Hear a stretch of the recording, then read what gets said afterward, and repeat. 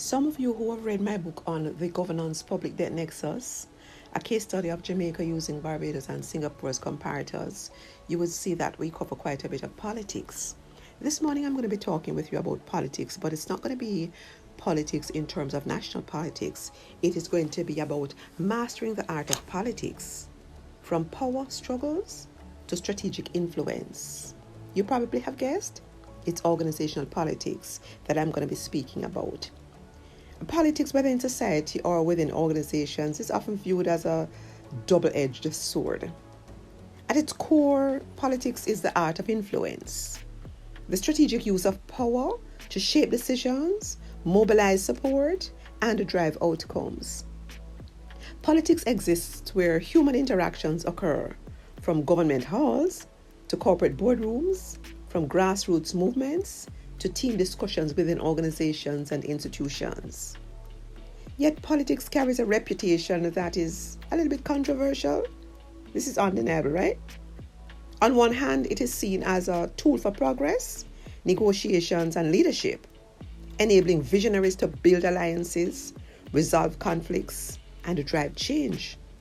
On the other hand, it is often associated with manipulation, self-interest, and hidden agendas, where power is wielded for personal gain at the expense of the collective good.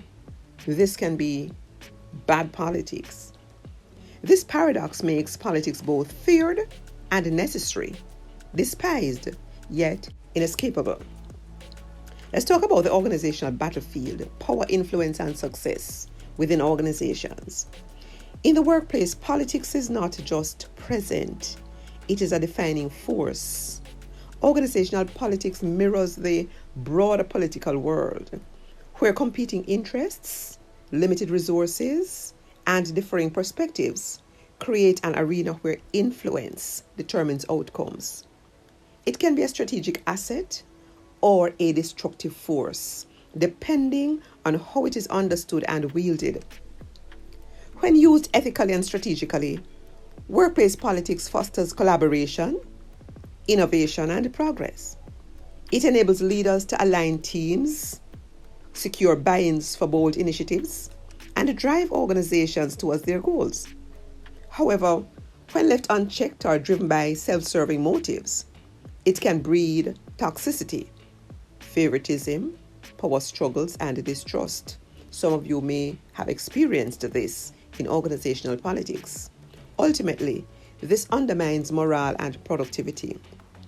Most organizations that call me in to stimulate or increase employee engagement find that these are some of the underlying issues that affect morale and productivity.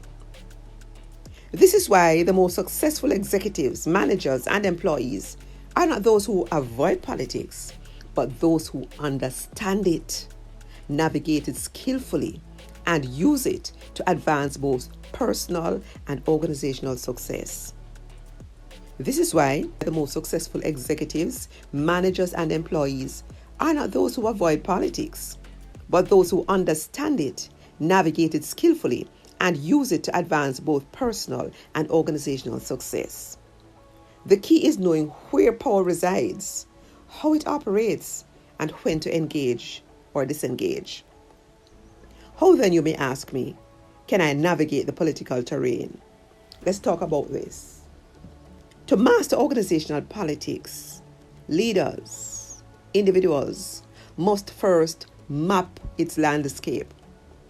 Influence in the workplace operates within 4 strategic spheres: the nexus, where informal alliances and networks dictate outcomes, often more than formal rules do; the pillars, a space governed by hierarchy and official decision-making power; the citadel, the stronghold of policies, systems, and structured governance, shaping long-term organizational direction; the underflow, the unspoken rules, hidden cultural norms, and legacy dynamics that influence behavior beneath the surface. You see this last one? It can make or break you. There is something called passive resistance that I will address in another presentation. Each of these domains, the nexus, The pillars, the citadel, the underflow, has its own rule, challenges, and opportunities. Leaders who can operate across all four are the ones who do not survive organizational politics but thrive within it. You may notice that I'm using chess pieces as a graphic for this presentation. Move from political player to strategic leader. The most effective leaders embrace politics as a skill, not a game of deception. They understand that power operates along two key dimensions: the scope of influence, from individual persuasions to enterprise-wide strategy, and the nature of power, soft power, built on relationships and persuasion versus hard power, rooted in authority and control. Some of you may remember my presentation on soft diplomacy. By mastering these dimensions, leaders develop the political dexterity to build trust, manage resistance, and drive ethical influence and change. Politics, when used with integrity and foresight, becomes not a source of division, but a force for organizational excellence, and may I dare say, a force for national excellence. In the end, politics is neither good nor bad. It is simply a reality. Those who understand it, navigate it wisely, and use it to serve a greater purpose. This will allow you to emerge as the real leader of change. And remember, as I've always said, change is the only constant. So embrace change.